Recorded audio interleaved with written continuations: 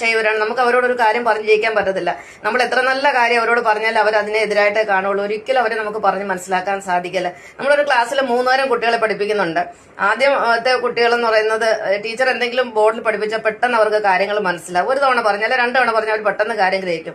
പിന്നെ അതിന്റെ പുറകിലൊരു കൂട്ടരുണ്ട്, അവരോട് 2-3-4 തവണ നമ്മൾ ഒരു കണക്കൊക്കെ ചെയ്ത് കൊടുത്താൽ അവർക്ക് അത് മനസ്സിലാവും. പക്ഷെ ബാക്ക് ബെഞ്ചിലൊക്കെ ഇരിക്കുന്ന കുറെ ആൾക്കാരുണ്ട്, അവരോട് നമ്മൾ 1000 തവണ പറഞ്ഞു കൊടുത്താൽ അവർക്ക് മനസ്സിലാവുകയില്ല എന്ന് പറയുന്ന പോലെ. അപ്പൊ അതുകൊണ്ടാണ് പറയുന്നത് ശിവൻ താമസരൂപിയാണ്, സംഹാരരൂപിയാണ്. അപ്പൊ ഇതെല്ലാം നാരായണൻ തന്നെയാണ്, എല്ലാം നാരായണൻ തന്നെയാണ്. അല്ലാതെ ശിവനെ, ബ്രഹ്മാവിനെ, വിഷ്ണുവിനെ നമ്മൾ വേറെ വേറെ കാണണ്ട. പക്ഷെ സ്വഭാവതലത്തിൽ അവർ വേറെയാണ്, സ്വഭാവത്തിൽ അല്ലെങ്കിൽ ബോധതലത്തിൽ അവര് വേറെയാണ്. ഞാൻ ഒന്നുകൂടെ പറയാം.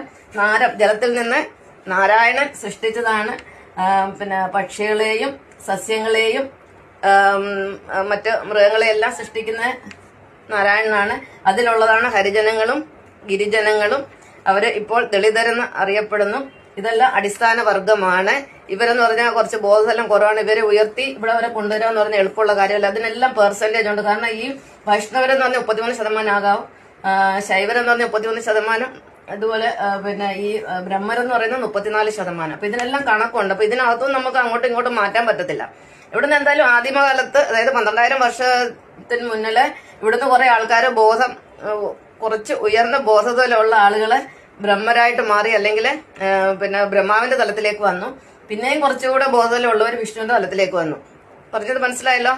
വിഷ്ണുവിനെ ആരാധിക്കുന്ന വൈഷ്ണവരെന്ന് പറയുന്നത് ജീസസിനെ, കൃഷ്ണനെ, രാമനെ ആരാധിക്കുന്നവരാണ് വൈഷ്ണവര്. ഇവിടെ ഭഗവാൻ ശിവനെ, ശിവന്റെ ഭൂതഗണങ്ങളെ ആരാധിക്കുന്നവരെ ശൈവനെന്ന് പറയും. ഇവർ 2 കൂട്ടരും കൂടെ ചേരുകയില്ല. കാരണം ഇവര് അതായത് പിന്നെ ശൈവമതക്കാര് സനാതന വിരോധികളാണ്. ഇവിടെ വൈഷ്ണവർ എന്ത് ചെയ്യുന്നു, അതിന്റെ ഓപ്പോസിറ്റ് ഇവർ ചെയ്യത്തുള്ളൂ. ഇവരുടെ ഏറ്റവും വലിയ ശത്രുക്കള് വൈഷ്ണവരാണ്.